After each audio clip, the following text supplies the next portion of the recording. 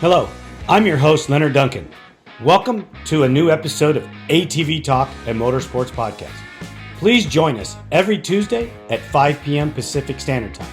We bring you interviews with industry professionals, live events, live news about the motorsports industry in every episode.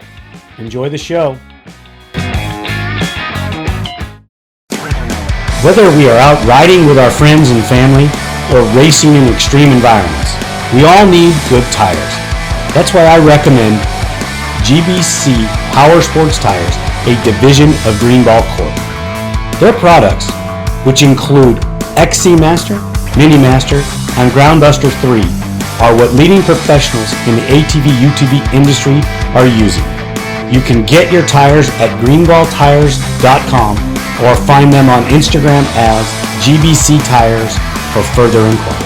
Are you looking for the best suspension technology for your sport ATV? Look no further than Elka Suspension, the industry leader in sport ATV suspension technology. With championship wins in prestigious events such as the Dakar Rally, SCORE, Best in the Desert, ATV MX, Cross Country, and Works, Elka Suspension has established itself as the go-to choice for athletes and enthusiasts alike. But they don't just stop at ATVs. They're constantly expanding into new markets, including UTVs, trucks, SUVs, pit bikes, snowmobiles, and more. Their commitment to innovation and quality means they're always looking to improve and adapt so you can enjoy a smooth ride wherever you go. Want to learn more about what Elka Suspension can do for you? Visit their website at elkasuspension.com or give them a call at 450-655-4855. They will always be happy to answer your questions and help you find the perfect suspension solution for your needs. Welcome to DBR Racing Products, the leader in 3D modeling and innovations. Since 2015, they have been revolutionizing the industry, starting with their groundbreaking YFZ 450R battery boxes. But they didn't stop there. They have continued to push the boundaries, constantly improving their design with each new version. In 2018, they introduced the game-changing Vortex EXO cage, specifically designed to securely hold the Vortex ECU in a safe and sturdy location. This breakthrough innovation ensures your ECU stays protected even in the toughest racing conditions. At DBR, they understand that every detail matters. That's why they also offer an array of essential products to enhance your racing experience. Their spark plug hold downs keep your engine firing at peak performance, while their LTR breather boxes ensure optimal ventilation for your machine. Their LT250 engine skid plates are a must-have for those seeking unmatched protection. Engineered to shield your engine from impacts and rough terrain, they provide the ultimate defense for your ATV. But that's not all. They've developed ProPeg mounts that allow you to use TRX 450R Nerf bars, giving you greater control and maneuverability on the track. To explore their full range of innovative products and learn more about DBR Racing, visit their website at www.dbratv.com. You can also reach them directly at 507-828-1233. Their knowledgeable team is ready to assist you with any questions or inquiries. DBR Racing Products, where innovation meets performance. Unleash the power within you.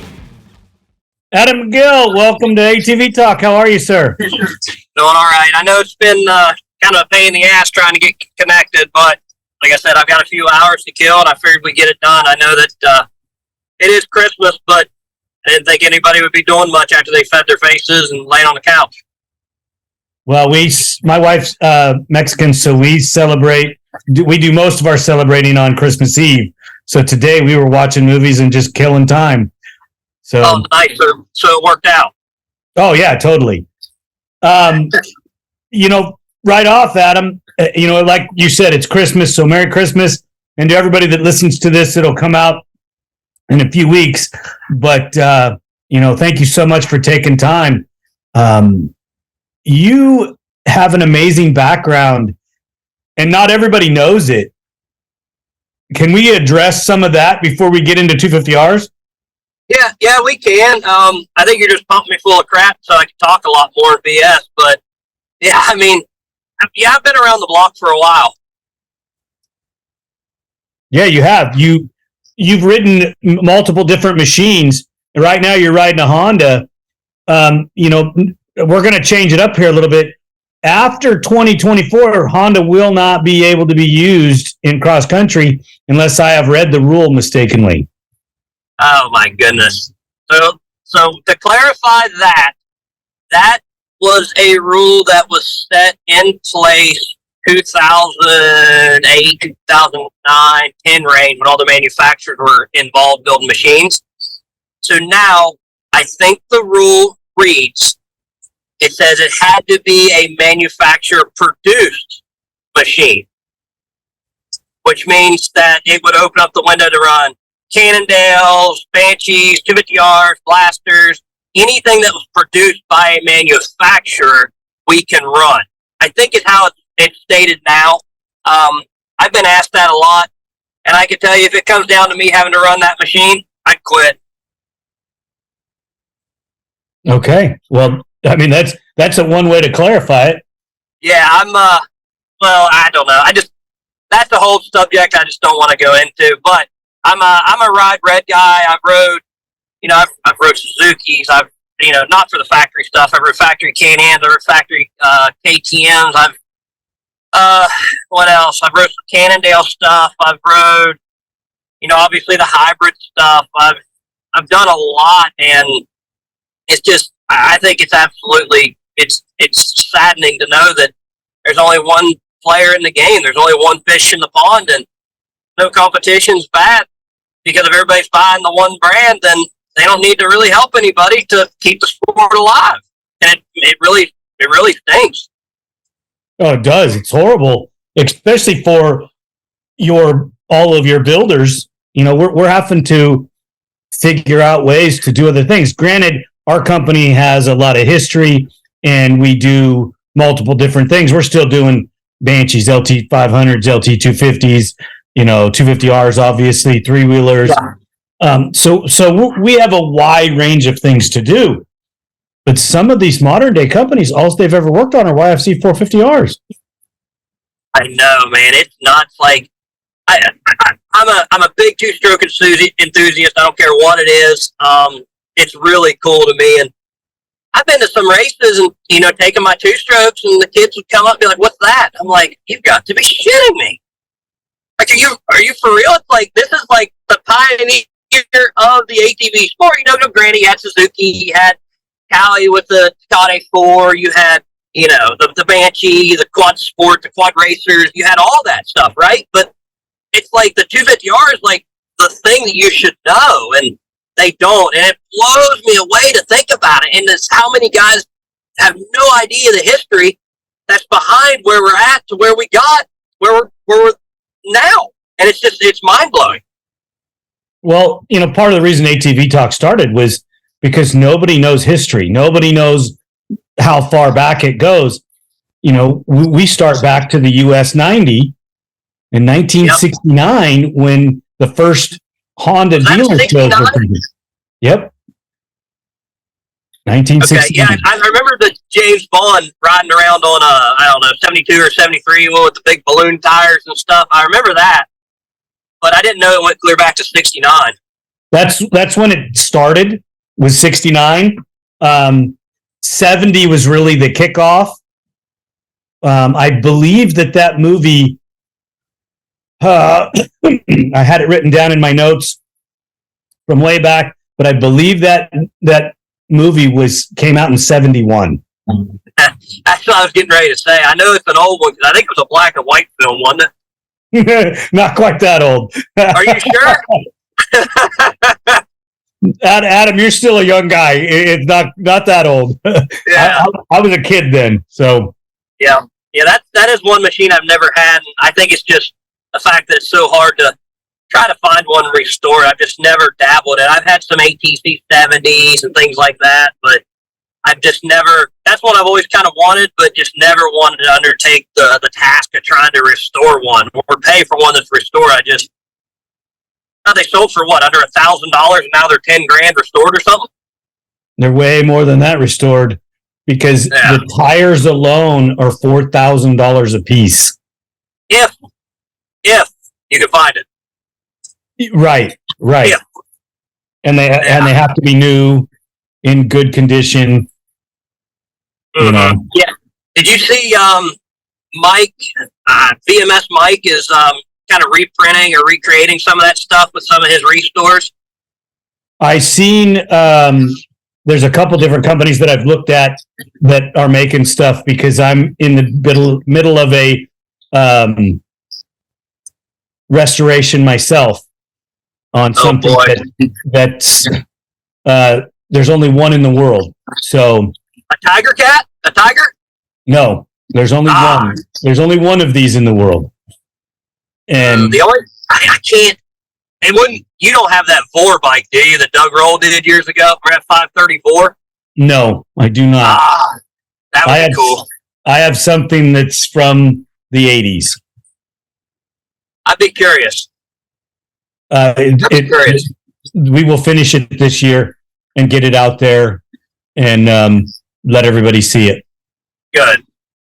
That's got me thinking, like, remember the old IRS kits you could buy for like the 250Rs and the Banties and the Quad Racers? And that makes me thinking like that, or the old Eraser Techs. Remember them? Yes, I do.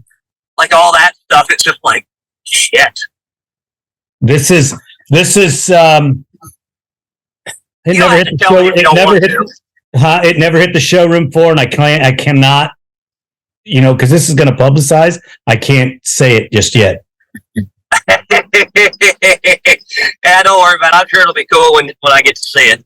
There's a few people that have been helping me, because I have to collect some OEM stuff it's out there. It's super expensive. Oh yeah, it's crazy to think how small it is once you start getting into that collector market. Like the aftermarket's a little bit bigger than the OEM. Man, when I was trying to find some OEM stuff, holy shit. I mean, it's a small group of guys, and it seems like if one guy needs money, he sells it to the next guy, which is his buddy, that then will sell it back to him later. And it never really leaves that inner circle. It's hard to get them to come off of it if you're an outsider.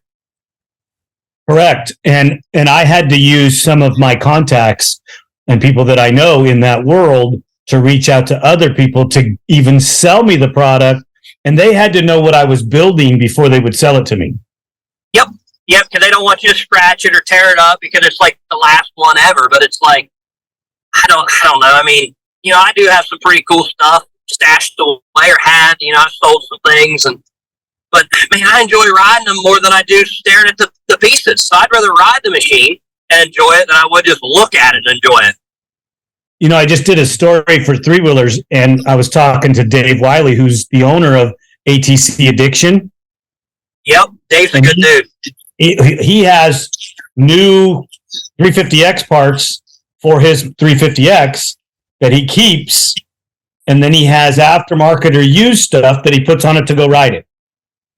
That's cool. Did you see he sent me a message or a text with it. It was a 200X four-wheeler. They only made like so many of them in Australia or some shit. They were actually made in Argentina. That was it. What they were the three-wheelers that they were going to sell here, and Honda couldn't sell them, so they shipped them down to South America, and they turned them into four-wheelers, and they technically never came to the States. There's a few of them here, but I don't even know if you can find one down there still. I don't. When he sent me that, I was like, I've never seen it. It looks like the old 3 to 4-wheel conversion kit's kind of what it reminded me of, but he said it was a production. I think it was a 91, 90 or something like that.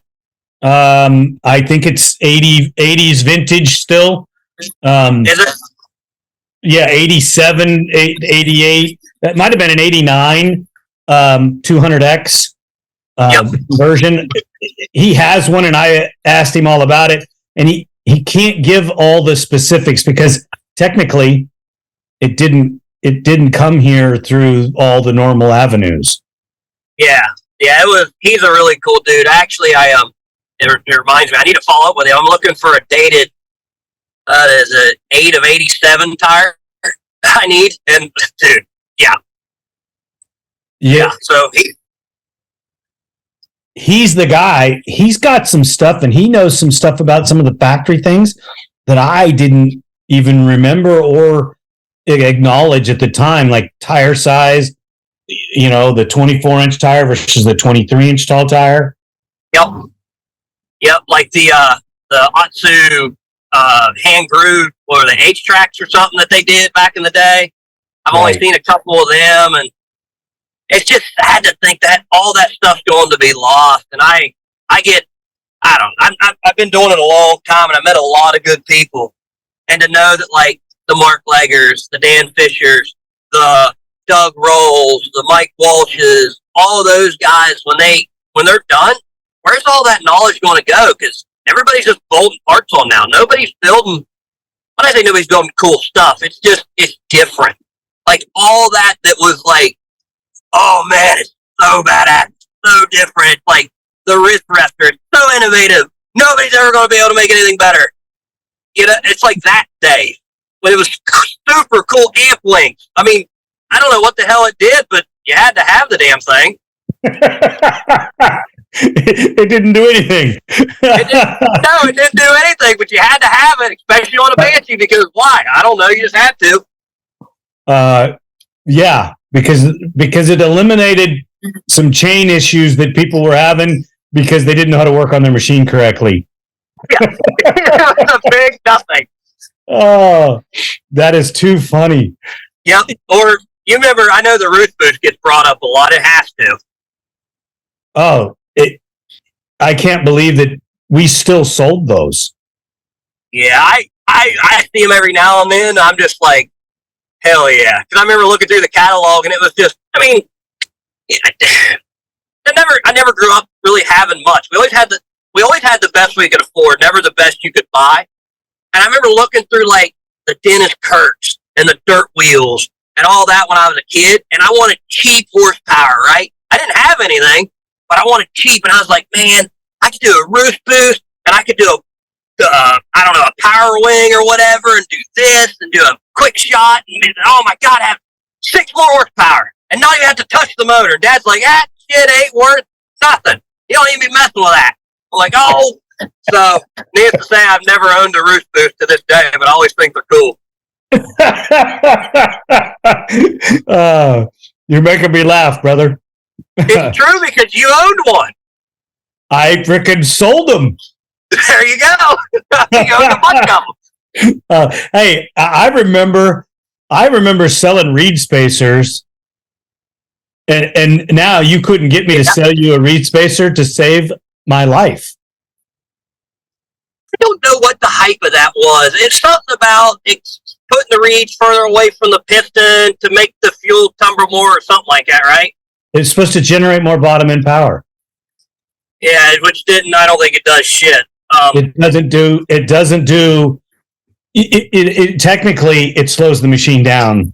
The only reason I would ever have one, like I messed around with some dirt bike reed cages where the intake boot's real short, and you need to space it back to get it to fit the carburetor and the intake boot. That's it. That's the only time I've really ever run a reed spacer. And that's when you ran a motorcycle cage? Yeah, I would run they talked me into, and I don't know because I don't dyno. I'll just go off these guys because I'm kind of around, but not really around. And it's like, you need a 98 CR250 factory reed cage. Okay, it's been discontinued since Vietnam. Okay, outsourced one, found one, went to put it on, didn't have a reed spacer. I'm like, oh shit. And then I realized that's what a reed spacer was for. And I was like, you know what? This one works just fine. So I still have that one up in the attic with all the other stuff. That brings back so many memories. But you brought up a great point. You know what? How many years did this industry exist without a dyno? Oh, shit. Most of it. God, I never knew what a dyno was. I mean, when I first got into it, I remember buying when I first got into it, I had a 490X, and I bought a Sparks 416 kit with hard face rockers. Didn't port the head, didn't put an FCR on it, none of that stuff. And I was like, oh my God, it cannot get any better than this. And then I ended up finding out guy's got a smoke bench or a flow bench or something. He had like a smoke machine that would send air down through the porch. And I'm like, hell yeah, I'm going to make some big power. I couldn't tell a damn bit of difference, but I thought it ran better. Oh, dude. Well, I come from the old school where the dyno and the seat of your pants and lap times were how we tested everything. Yep. I was talking with KW Smyrna. I can't pronounce last name. Smyrna. He does all like the 250R vintage XD stuff. Yep. I was talking with him, and he got I think it was Bob Sloan's last JP. Might have been the JP Lager. I'm not sure which one he got, but it was the very last one that Bob had. He got from his boy Jason. Yep. He got the story, and he was telling me, he said he got a tote full of parts, or a bunch of parts. And I said, well, what was it? He goes, I got a ton of broken air boxes. I said, what? He goes, yeah, there's a whole freaking box of broken air boxes. Why? He goes, Jason told me that his dad would go out there and jump off this creek bank, and if it bottomed out and hit the air box, they needed to move the air box back further. And I was like, that's how they tested it? He goes, that's what he told me. I'm like, so he screwed up a shit ton of air boxes that now are super sought after because he wanted to make sure it would clear his shock when it bottomed out, I guess. Like, exactly. And they went to aluminum boxes. Everybody thinks we went to the aluminum boxes for horsepower. They went to the aluminum boxes to clear the shock. Yeah, nothing's better for an engine than hot air. Nothing. Well, the aluminum boxes didn't flow air like a stock box. So they never made the same amount of power. I've never really messed with them. I've seen a couple, like, it was an OMF or made a few, or UM or something like that, made a few for like the no-link chassis, and then I think Roll made a few, and I know Dan at Lone Star did like that whole pod filter with the airbox plastic thing, which was really cool, but all the need for it, but like I said, I never was allowed to have any two-stroke stuff till I could afford to buy it on my own. And then as I bought it on my own, then I started realizing all this stuff was like, oh, aluminum airbox, no good. Why? I don't know. They just told me to stay away from it. And then I learned things as I go on. Why, Well, it's over the years, with testing different motor sizes and motor styles and realizing that, the air flows a certain way, and taking the airbox off is foolish.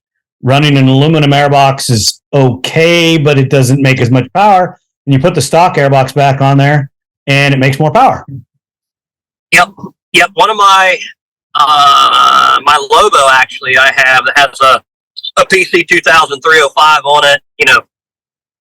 Yukon transmission, blah blah blah. It's got a stock box, but it has the plastic boot that faces the back further from the carburetor to the intake. Right. And that thing rips. But like I said, I've never really messed much with the aluminum boxes. One, the plastic don't break. So it's like, why change? I'll just move it around and make it fit. That's what I've done. Right. Well, what we did is we take the stock boot or the stock box, and we slide it backwards and change the mount on the box. Yep.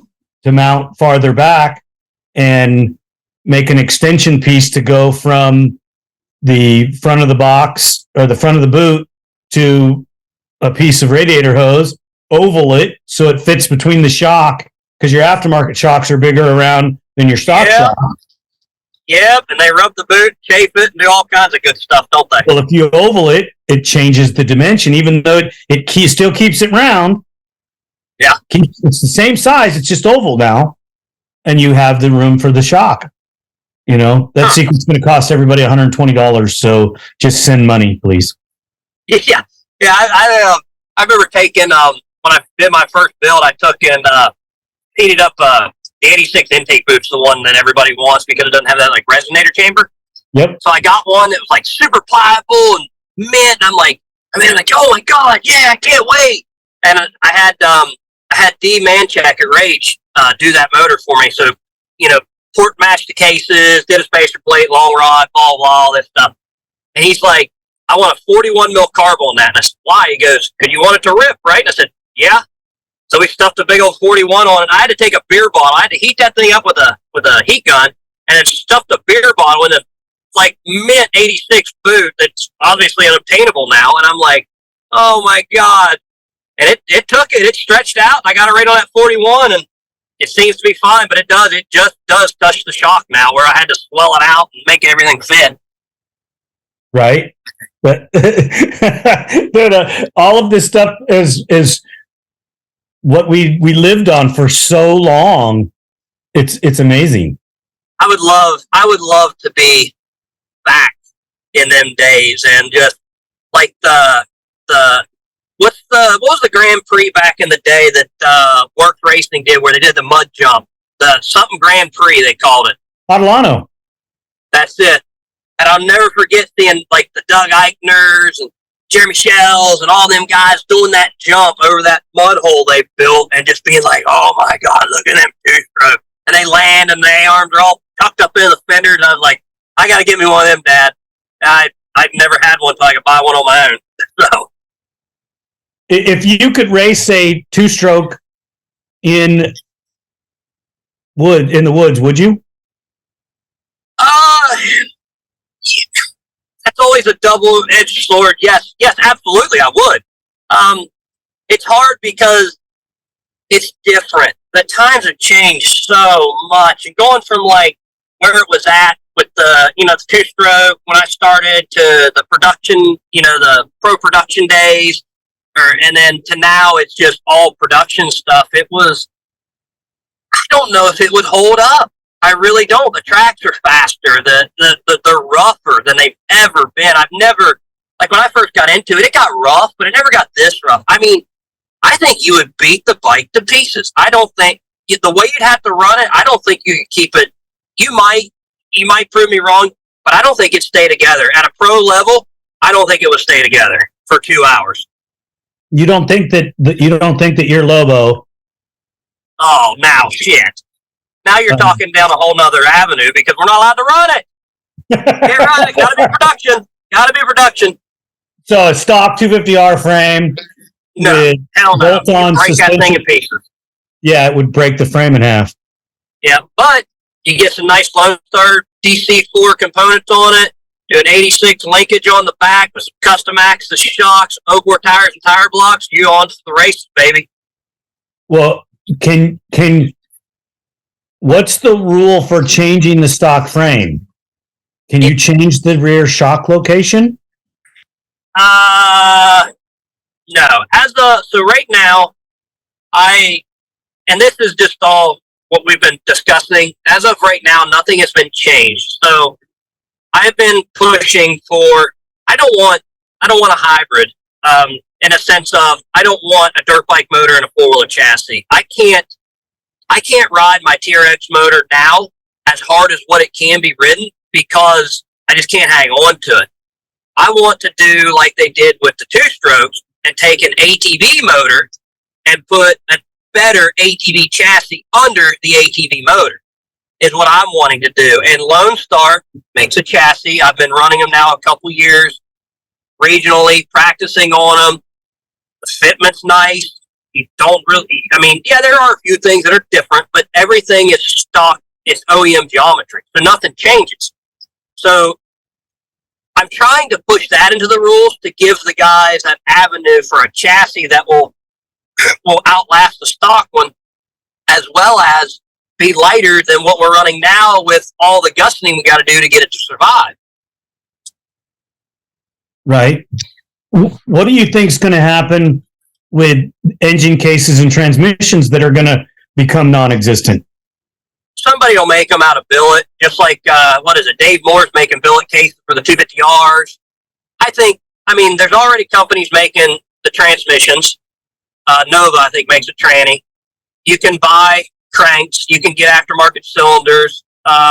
Cylinder Works How much of the stuff? But how much of the stuff is good? Most of the aftermarket cylinders aren't very good. I know Nova's stuff's good. A lot of guys in motos run it. Back when. I know the Cylinder Works stuff well because I've ran it now, but I can't tell you about. The only thing that would concern me with getting it is the cases. I'm not sure if somebody would be willing to do that because I don't know if the market is the same as what a 250R would be. I don't think the market is there yet for cases, especially for the 06 ups. I don't think the market's the same. Like the 0405 on the West Coast for anything desert, the 0405 was a better choice. Yeah, I know that they've discontinued some of that stuff, but I know that, I know that people were smart enough to stockpile that stuff kind of like I did. I don't have, everybody's always like, oh, I can't get parts, I can't get this. I'm like, you're kidding, right? I have no issues. The only thing I cannot get right now is a kicker lever. That's the only thing I can't get, and somebody's remaking them, and you can get them online, both lost. They discontinued them 3 years ago. The 0405 they did. The 06 ups they did. Are you sure? Because I've got some on order. It just says unavailable. It doesn't say discontinued or whatever the other word they use is. I have had them on order for quite a while. Yeah, I think mine's been 2 years now. I got some. I doubled my order. So I got 6 of them at one time, and I've used all but 2. Yep. But it's still, I got a Chinese one from a customer, and it doesn't fit. Really? I know that the ones that, I forget who's making them. One of the guys that's bought, a few machines from me, and he told me about them, and so I got to do some digging, and he says they fit fine. The ones he's getting, but I couldn't tell you the name. I don't know what the name is, but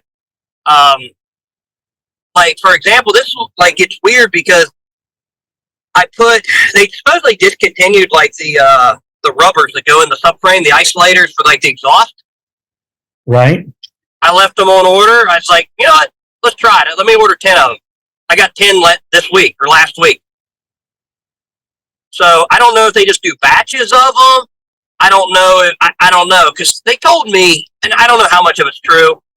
When there was a tsunami that went through there and took out a bunch of the factory stuff, is what I was told, and it took away a bunch of their tooling, and that's where the 250R stuff quit getting produced because the tooling got destroyed. Which I don't know if that's true or not. That's just what I heard through the river. I hadn't heard that one. I know that when Mr. Honda died, so many things changed. Because if Mr. Honda was still alive, 250R parts would still be being made because he'd have figured out and kept going. Yep, and that would have been great. Not really for the resale value, but it'd have been great to be able to get the stuff. Yeah, because the 250R market would have never died. It would never even have slowed down. No, it would not have. So it's just nuts to think about it, man. How wild it went, and what's crazy is it's no different now than it was then. Honda made a machine, they quit making it, Yamaha continued to produce a machine, and Honda made another one. But I don't know if it's going to rebound. I hope somebody does. If somebody would make anything. The rumor that I hear is that Honda will never produce another machine like that. Never is a long time, so we can't hold on to never. I heard through the grapevine for years, up until just recently, that a 450 was coming. That source and that line has went dark. Yeah, so, I don't know. Like you've seen all the blueprints and stuff they've been putting up online, I'm sure. I don't think it's real. No, I don't either. I think it's a bunch of BS. It's just, to me, it's just I don't know. I don't know what to I don't know what to say because I don't want to discourage anybody, but I'm not.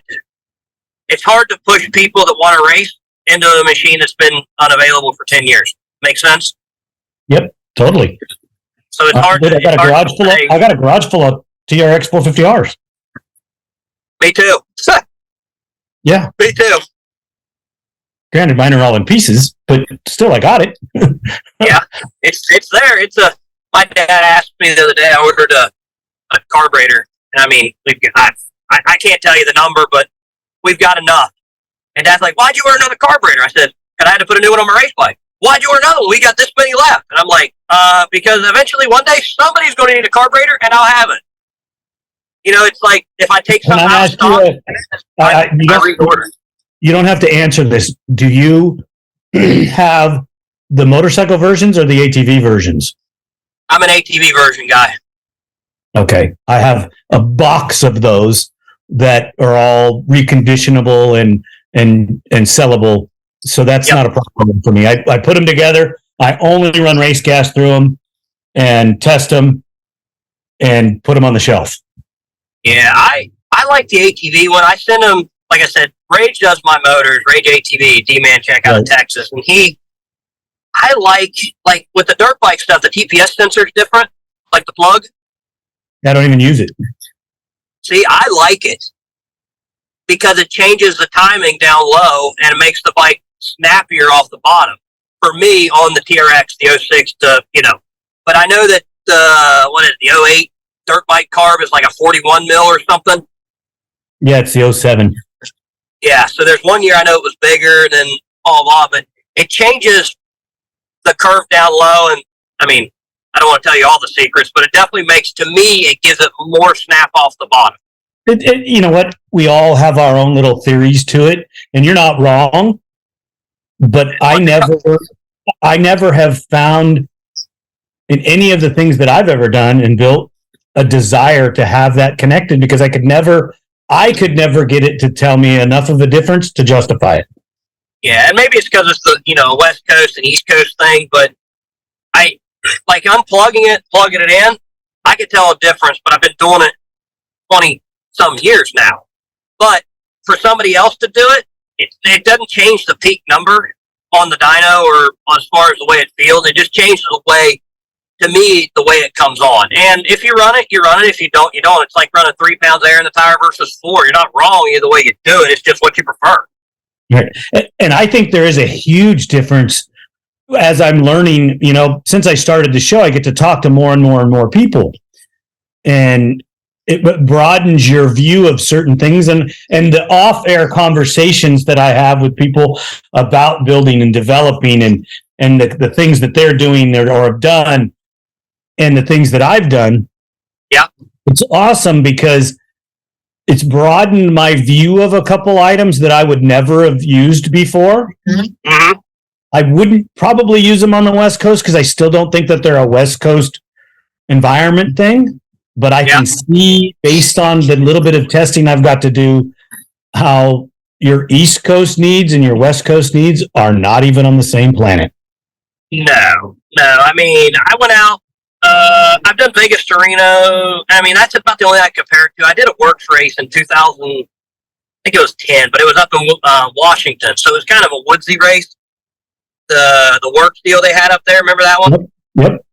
And it was more woodsy than like desert, like typical work. So the only I compare it to is maybe like a Vegas to Reno. And we went out there and, I built a bike kind of like how I built here. And it's totally different, man. I mean, the way the guys ride, the setup, the jetting, the everything. It's just totally different. It's like, I know when I say this, you're going to know exactly what I'm talking about. Mega cycle cams. Mm-hmm. It's like a mega cycle out here. I just don't think it worked, but it works really good in the desert and works. Yeah, that's what we would. I remember when you came out and rode against my machine and the Facebook story and all the deal, and Josh Rowe and you talked. Yep.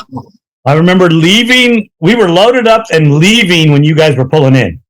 Dude, he kicked my ass. But it was. I've known Josh a long time. Oh, I wouldn't say a long time. I met him First time I ever met the kid was when we did that Washington Works race.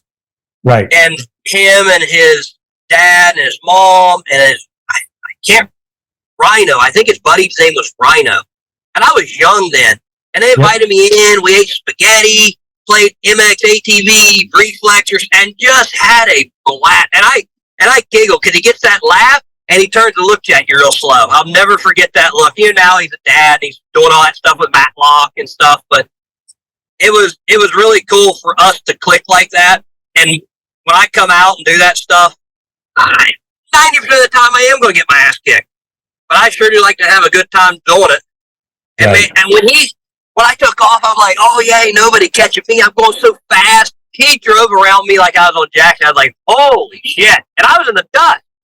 And he just, gone. But that's the difference. Them guys out there, they're tuned and they're trained for that. Like, to see through that dust, to be able to trust it, read the ground at 60 mile an hour. It's like, shit, I had no idea what the hell I was in for. I just knew I want to go out there and do the race and finish.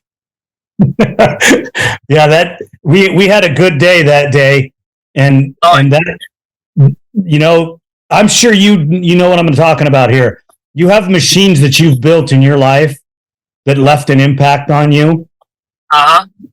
That is one of the machines that I built that I think is probably one of the best ever. Yeah, that bike. What was it? You guys did it. Shit, you were under 9 hours, weren't you? Yes. Right at 9. I think we were under 9. Yeah, it was. I know it was high 8s, low 9s, and shit. 54 mile an hour average. It was like, God darn. Unofficially, they clocked that bike on a slight uphill road on a pea gravel road at mile marker 500-ish at 88 miles an hour. That is hauling ass on a TRX. Because I can tell you what it takes to get up in the 80s, and it's a chore.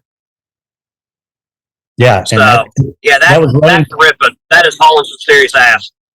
Yeah. It's the reason I say it's unofficial because we didn't have the normal style clocking system, and you could dispute it really easy. So, I mean, it was in the 80s, but at 500 miles, and to still be having your machine go that fast. Oh, yeah. It was incredible. Yeah, you did it there at the end. Hell, you was all in that big rock garden stuff there at the finish, which was sketchy as hell. No, it was before that. It was right before that. Okay. We went out there that year that I put the program together and did all that. And, that's how the Vintage for Vet thing started for the raising the money and all that. But I remember going out there and it was like, I was going to do the start, and then we were going to have this other guy finish. And we got out there, and I did the start. I did 100 miles or like 90-something miles. I went from 1 to 3, and then handed it off. And then I got it back. Was it right before remote pit? So it was like 10, maybe? Yes. 10 right before remote. So 10 to 11, and I was going to give it back at 14, and that would have been right at about another 100.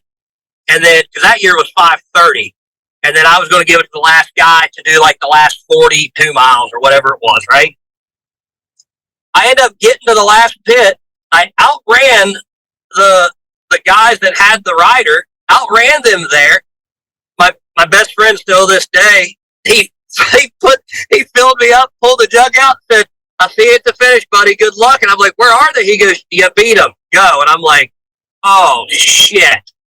So I was on the bike, 150 miles. And I mean, I know it's nothing compared to, maybe doing some of it, but being on it, that long. So it was 3 hours, maybe 3.5 hours, something like that.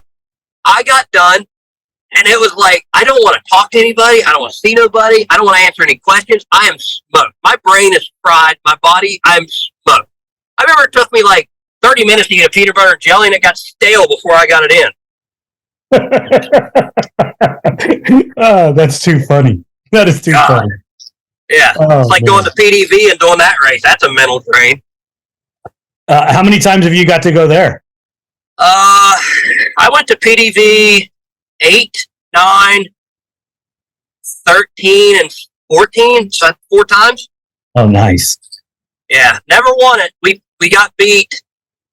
I got second We got beat by 30-some seconds. The next year, it was me, Josh Kirkland, and Paul Holmes on a KTM. It was a 565, and it was a full-on custom transmission, the Baldwin re-ratioed and all that. We was the youngest team there. We was 18, 19, and 20, I think, and I was the oldest guy. And we pulled all 3 hole shots and was leading it at 10.5 hours and shit the transmission out of it. Ugh. Yep. Then I went back.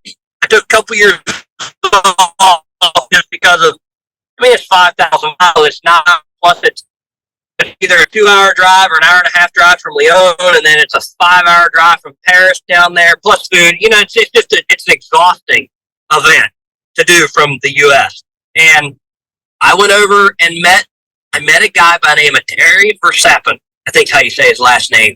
And a very, very good dude. He owned a company there called Belgium for Race or something like that. He was from Belgium, and he was on the board of the PDV at that time. And he's like, Adam, I want to do a team, and I want you to be a part of it. And I said, okay, what are we going to race?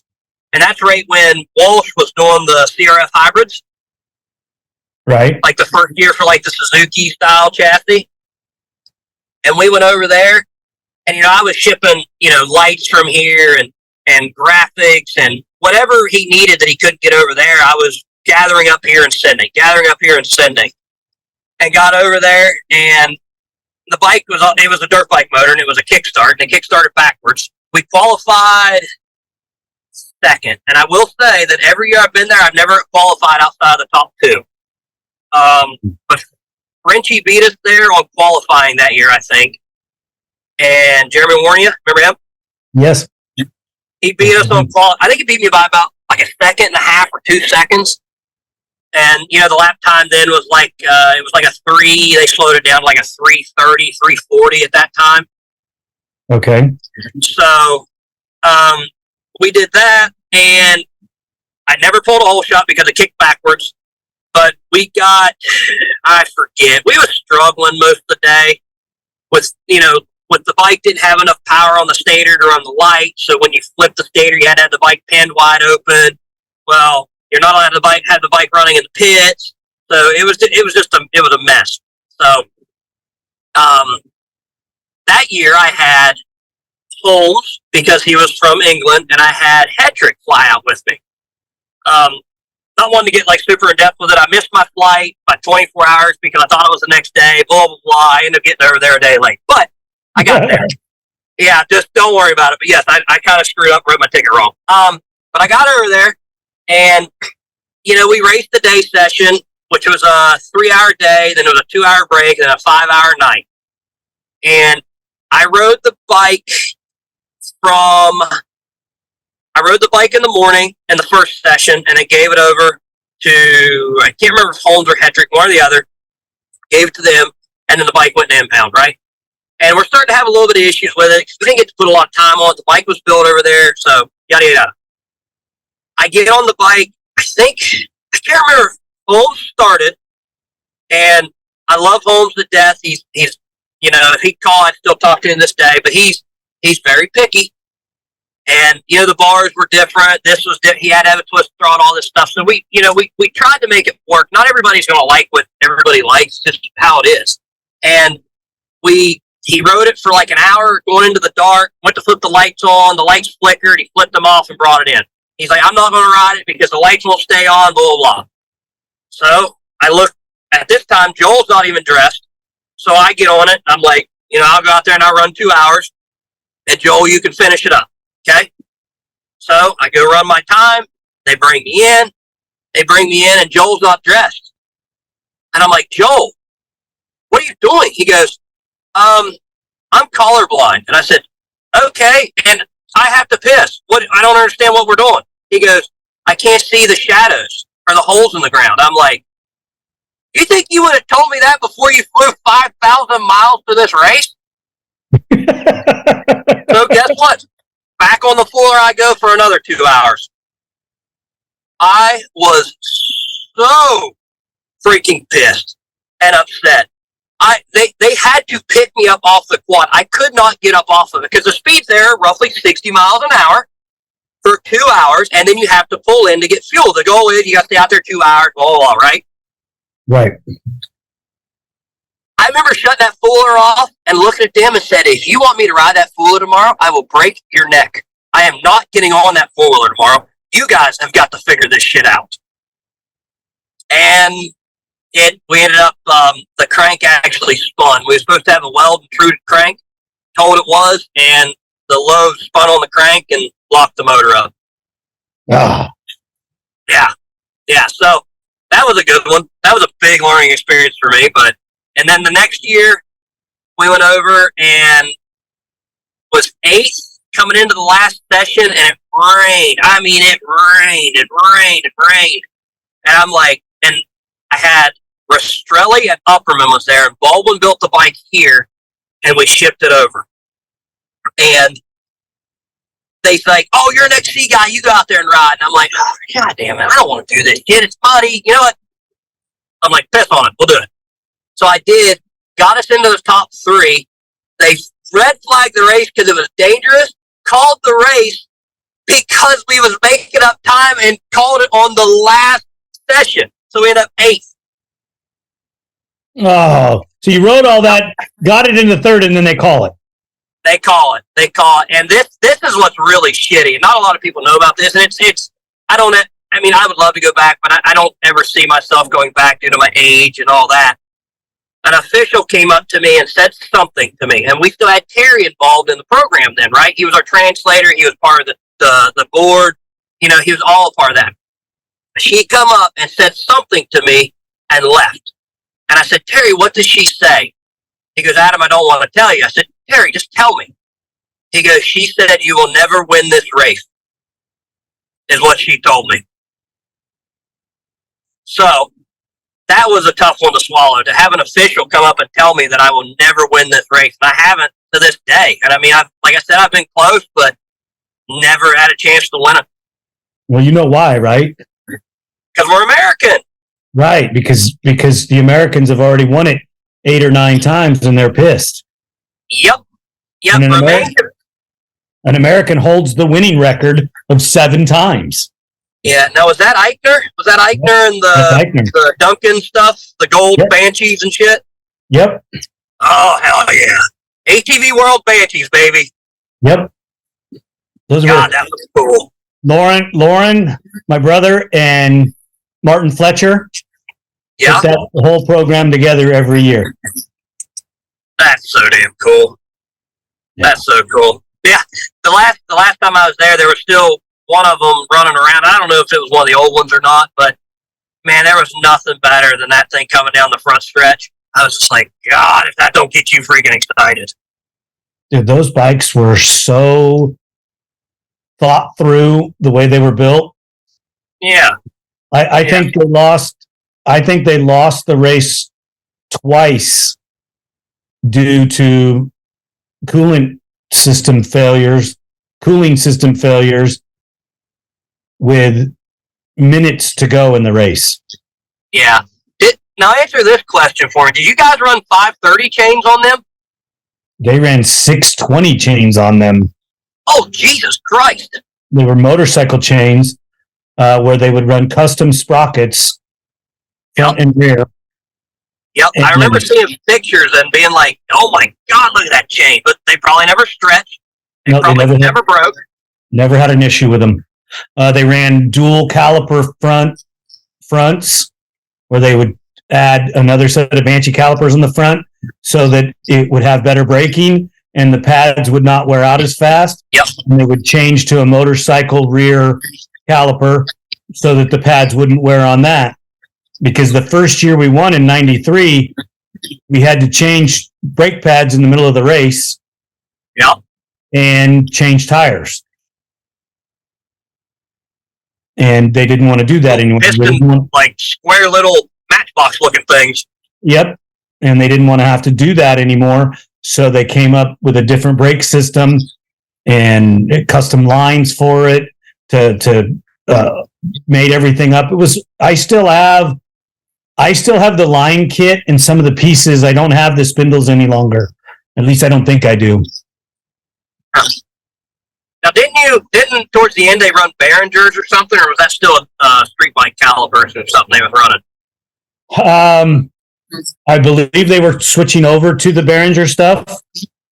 Yeah, I remember seeing in the pictures like the solid rotor, and it had the big anodized caliper on it, right over top, like front and center. Had the two great big pistons on it. Yep. Man, nobody will know what that stuff is. No, and I mean there was a lot of work that went into those machines, and they ran a different combination. You know, it was always a mid-range motor with either high rev pipes and 35s or mid-range pipes and 34s. Really, I figured you'd run a bigger car, but I guess you needed the fuel mileage too. Well, when you're running we ran 350s. They didn't run big bores. Really, I'd have figured you ran at least like 400s or something. Nope, they ran stock cranks with standard bore cylinder, brand new standard bore cylinders. You know, with just mid-range porting, and boost bottles. Pardon? And boost bottles. We ran boost bottles for a while. Then we went to the intake system that we sell, the Masterflow, that has the boost bottle intake manifold system all in one. We ran stock reed cages for a number of years until we came out with the pyramid reed valve. Then we ran the pyramid reed valve. And then they went to the Lager chassis. And the very first Lager intake system was built for Eichner's Banshee over here. Well, when they went to do the carbon fiber, they went to a different guy for the second version, and it didn't flow air right. So there was a problem. So we had to come up with a way. Martin Fletcher came up with a way to get it to work on his end. It never manifested itself on the West Coast or in the States. Everybody had to come up with their own way to make it work. Now you still ran dual carbs with that 500 frame, right? CR 500 link. Yes. Yep. So that meant the shock. That meant the intake boot went underneath the shock mount, didn't it? No, it went around it. Oh God! Like a horseshoe. Oh, talk about making change in a shock a pain in the ass. But it was cool. It was cool. There was some really, really neat stuff, you know, on those. The first one with Eichner that Eichner rode over here in the States, that one was probably, in my opinion, the coolest of all of them because everything worked flawlessly for so long. Was that the red and yellow one with the Rikens on it? Yep, and it was also purple and yellow at one point. It won the very last Mickey Thompson race. Yep, I remember it being in an ad. It might have been an old Duncan ad where that thing was jumping like a double or something. It's all like cambered in with the Rikens, and I'm like, hell yeah. That was Muddy Creek. You're kidding me. Nope. Ain't that crazy how it's like, I could picture myself going back to these times and like magazine picture, and it's like, yep, that was this time, or that was this time, or that was Muddy Creek when they ran the course backwards on a weekend that just didn't happen to rain. Really? Yep. Yeah, I remember that. I can't remember what ad it was. I think it might have been an old Duncan ad or a pyramid reed valve ad or something back in the day. Breaking did an ad with it. And One Industries, I think, did an ad with it that way. Alba, because Alba was one of his sponsors at the time. One Industries. You remember that stuff, don't you? Yeah, I still have some of it. You remember Sick Graphics or Skin Graphics? I remember them. That's like that whole era. I remember like one was like, he was like a cool racer, and the Skin Graphics was like, I like going out and having over the boot pants and hill climb with my buddies.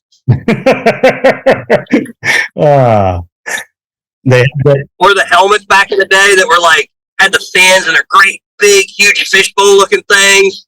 Yeah, I remember all of that stuff. Yeah, I was digging through like my basement in my parents' place, cleaning out stuff here a couple weeks ago, and just the memories that came back from the. And like I said, I haven't been doing it that long, but I've been around for a long time, and just having that stuff was like, holy shit, I can't believe it. And it's like I can immediately remember where it was, how it was, when I wore it, like all that. You got to ride the factory KTM stuff. Did you like them? Yes, I liked them a lot. They suited me. I'm not really a guy that revs the balls off a bike. I'm very like in the meat of the power all the time, and the 525 really, really, really suited me. Tim Farr, what is with all this? Oh, my wife texted me. Tim Farr told me. I remember when I first switched. I'm like, oh, I don't feel like this with the Honda. The Honda does this different. I remember he grabbed me and he said, Adam, it's not a Honda. It's a KTM. Go ride it. And as soon as he told me that, it was like a light switch. And we just immediately started clicking. And the bike, it worked good. It had tapered bolts with cleanouts for the threads, and the nuts were welded to the frame. Like you could purposely try to cross-thread a bolt, and you couldn't do it. The bike, it was just so cool. It had, the frame was chrome moly. It had, the air box where the filter was never in the water. Like the way the bumper bolted on, it bolted on the front instead of the side, so you never had to break tabs off. It already came with, long travel shocks, art day arms, a no link. It was really, really, really good. I think it was before its time. Really? I think so. Yeah, because they come out and they price the thing as not a race ready, but a ready to race bike. I got quoted on that a few times. I had to restructure how I said that, but yeah, a ready to race machine, and it was. It was really, really good, but it was $8,000 at the time, I think. Way too much. Yeah, at that time you could buy. There was a place, I forget what it was called, a place in Kentucky that was blowing out carved Yamahas and Honda 450s for $4,000 at the door, and you're going to go around and buy this for double the price. It was a really good bike. Come with razor tires, came with skids, it's ready to race.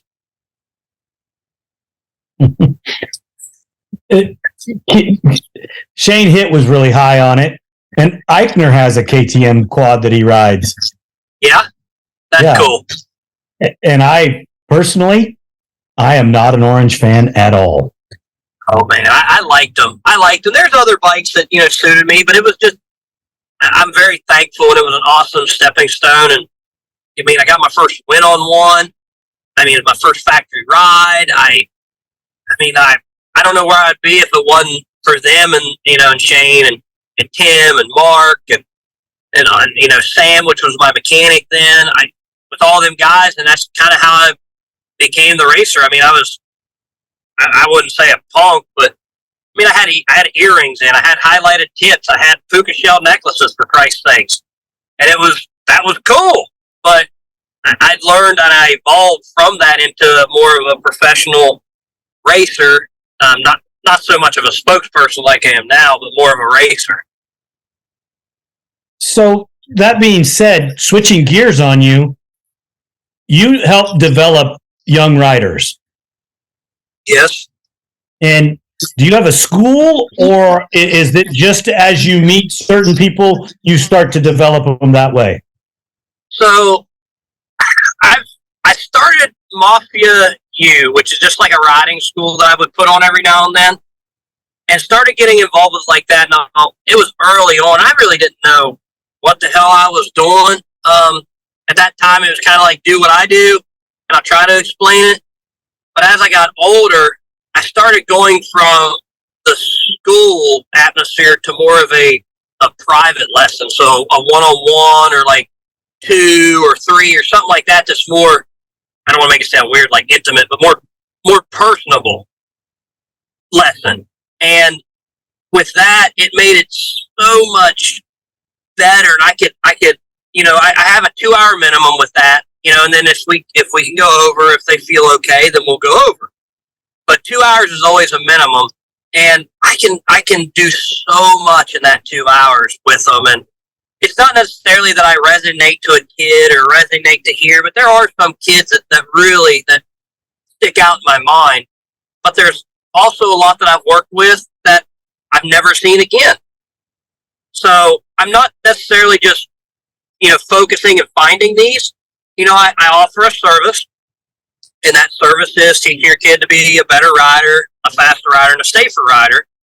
But then I also always like to see them multiple times. And there's some where I see multiple times. There's some I see once a week. There's some I only see once or twice a year. And it doesn't matter to me. And I mean, yeah, it may be because it's, they can't get away or work or whatever, but it's not necessarily that I don't want to work with them. It's just the private lesson seems to work better for me, because then I don't have to worry about trying to get a class and coordinate it and get everybody together. And then I got this kid or this adult that's learning on this level, and then I got a kid that's learning on this level. So it keeps the confusion away, and it becomes a better bang for your buck, because of, we go there, you tell me what you want to learn, you give me like a check sheet, and I always tell people, you have to be honest with me, because if you are not honest with me, I cannot help you. If you tell me you're bad here, we will work on it, and I will make you good. And I've had a lot of people that's come to me, and they're like, Adam, I can't believe how much that helped. And I've had some where it's like, there was one kid that come to me, he kind of a pain in the ass, blah, blah, blah, right? And that's when I was doing the class stuff. And his mom come to pick him up, because she had to go do some errands, come to pick him up. She goes, how'd he do? I said, well, if he wasn't such a stubborn asshole and would listen to me, he'd be a good rider. And she looked at me and looked at him and said, get in the car. I guess she tanned his hide when he left, because I never seen him again. Oh, that's too funny. Yeah. What about Chloe Harper? Big pain in my ass. Big pain in my ass. She's something else. She was at my very first Mafia U, and it's crazy because I grew up. I mean, hell, I'm 37. I grew up with these kids from when they started till now. Like, she was 6 when I seen her. Crazy hair, wearing shorts with this like twirlers skirt on, and tall boots, and like a tank top, and just out there, right? Chloe did Chloe things, and that's just what Liz always told me she did. So I never thought much of it. She just liked to ride. And then now seeing her, a young lady fighting for WXC1 wins, it's like a proud dad moment. Does that make sense? Yes. Yes. And that's cool, is to be able to work with riders, not necessarily her, but even other ones, and watch them grow and watch them become a better person. And there's some kids that, I do try to stay away from, because I do see like bad tendencies or whatever. But if they come to me and want help, I offer the service, I'll help them, and I'll try to, to steer them in that direction where they need to go. But a lot of things I can't teach. I can point them in the direction, and I can explain things. But if they don't listen, then I don't know what else to do. But I'm very proud of that one, man. With that one being from 6 to running the 150s, and convincing her mom that she's wanting to do the racing stuff, and telling, or not telling, but convincing her mom and her dad to take her to some nationals. You got to take her. I said, she's wanting to do this. You got to take her. So they started taking her some close ones. And one of the big tipping points was, Liz owns Pro Graphics, which is a sponsor of mine. And, Trent works a wild schedule. Liz works all the time. Chloe wanted it so bad, her amateur year, so bad. And I could see it. She's lost a bunch of weight. She's put some hard work in. And I'm like, Liz, you've told her you was going to get her down to ride this winter. Where are you? And it doesn't matter if it's down in Florida or Alabama, Northern Ohio. It doesn't matter, right? You told her you was going to take her to ride. Have you took her? No, I'm so busy I can't find the time. I said, Liz, the best day to build a bridge is yesterday. The second best day is today. If you don't make time or don't change anything, nothing's going to get any better, and it's never going to progress or where she needs to go. A week later, they were in Florida. And that's incredible. The rest has been history. I mean, she won. And I get like, sometimes it hits things that gets a little emotional, but Ironman, not last year, so not the end of the season, the year before her amateur year. I remember holding the pit board sign out, and it said 2022 champion. That was cool. That was really cool to be a part of that, and I've got that championship. I have a couple youth championships that come right to mind. I know I've got some more local ones and things like that, but man, to see, I've got one red plate is all I own, but I have multiples throughout the GNCC that I've been a part of, and that is so rewarding, because I know, like, the pain they feel when they break down, the emotion they feel when they win, the getting there late, being super stressed. I live all that just like they do. I've lived it. I've still lived it. To relate to that, to look in their eyes and know what they're thinking, and they just look at you, and you have that quiet, I get it. Like, and there's nothing better. It's, like I said, it's like a proud dad thing. That's cool. In your teaching, how do you relate the professionalism, how to talk to people, how to talk on the microphone, and then what do you tell them about how to treat their sponsors? So I don't go into a lot of detail with that, especially in my classes. A lot of that stuff is that they want to do. When they come down, they want to ride, especially when they're younger. Like, all they want to do is ride. They want to push the gas, they want to ride. But as we get older and I start getting more in depth with them, then we start, I reach out and I do things, right? I create that relationship with, say, you as a company, and I'm working with this kid and he needs a pipe, right? So I reach out to, like, yourself. I said, hey, I've been working with this kid, and I make that connection for them, and then they would essentially sell themselves to you. It's kind of how it got started, but I never really get, and I wouldn't say I get time, but I never get asked that on how to talk, or teach that. It's always in, like, general conversation, like, hey, Adam, what would you do here? Or how would you approach this? Or what would you do in this situation? But to have somebody ever ask me how to do it, really the only person that's ever asked me has been Chloe. And it's funny because a lot of people are like, she's a lot like you. I said, what do you mean? It's like, well, you piss her off, she's done, period, with you. And I'm like, yep, that sounds like me. So she's learning. She's still young, I like, she's got a lot of things going on with her program now, with being young and getting noticed with companies and people, and she asks questions, and I always am very firm about, you're asking a company to invest in you, whether it be grip, whether it be suspension, whether it be cash, whether it be whatever the hell you'd want it to be. What are you going to do for them? And don't give the typical bullshit of, I raced 10 races, I got fifth, I got this, I got that. No. How are you going to generate business for them? And she'd be like, well, I said, no, just jot it down. Write it down. Make a list of what you want from them. There's your list. Now make a list of what you can do for them. Because nobody ever asks a business about, hey, I want to race for you because your product's awesome, and I raced GNCC, and I got fifth, and I want your company. Okay, well, what are you going to do? I'm going to race. I get that, but what else? I'm just going to race.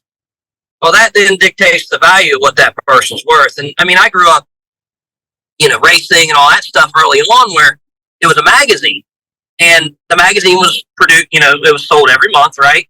So it would take 2 or 3 months for that race to come out that happened. So you could I don't want to say it like in a mean way, but you could buffalo a company for a year before they start seeing you not doing your job. And now it's instant. Now it is instantly, if you know that product arrived on my doorstep and I don't make a post, don't tag your company, don't do this, don't do that, you know instantly what happened. And it's crazy. It is. I have had multiple shows on professionalism and how to promote your sponsors, and that racers believe that racers deserve to be sponsored, and they don't. No. Racers get sponsored to sell product, period. Yep. I get so upset when, and like I said, I've never had the best I could buy or we could buy as a family. We always had the best we could afford. I mean, if that was stock A arms on a 4NDX with works, shocks, then that's what it was. But I didn't know anything then, right? Now I know. It's like a lot of people feel entitled because why race? And I hate that mentality because, okay, you race. You are relevant to how many people? Okay, let's just use Ironman example. 20,000 people through the gate. 20,000 people see you. Go to the gas station down the road 2 miles and walk in and tell them who you are. Do they know who you are? No? Oh, okay. Well, then we're still not there yet.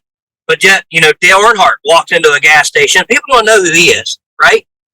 And that's kind of where I'm trying to get myself. And I think I'm very limited on where I'm going to be able to get because of the ATV world and how limited we are with machines and exposure and all that. But I feel like to be of value to a company, you have to be able to create value. And how do you create value? You've got to be able to market and talk and sell. Exactly. Adam, I want to thank you so much for reaching out to me today. Everybody, it's Christmas Day. Adam's driving, and we haven't discussed his location, but as you listen to this, remember that, you know, he is somebody that's still building his brand and growing. And Adam, I want to thank you again for taking the time and reaching out to me today. It means the world to me that you thought enough of it to do so. And, you know, really thank you so much. Thank you for listening. We hope you enjoyed this episode. If you did, don't forget to share us with your family and friends. The podcast is available on all streaming platforms, and you can find us on social media as ATV-TALK Podcast. We're on Instagram, Facebook, TikTok, YouTube, Rumble, and Twitter.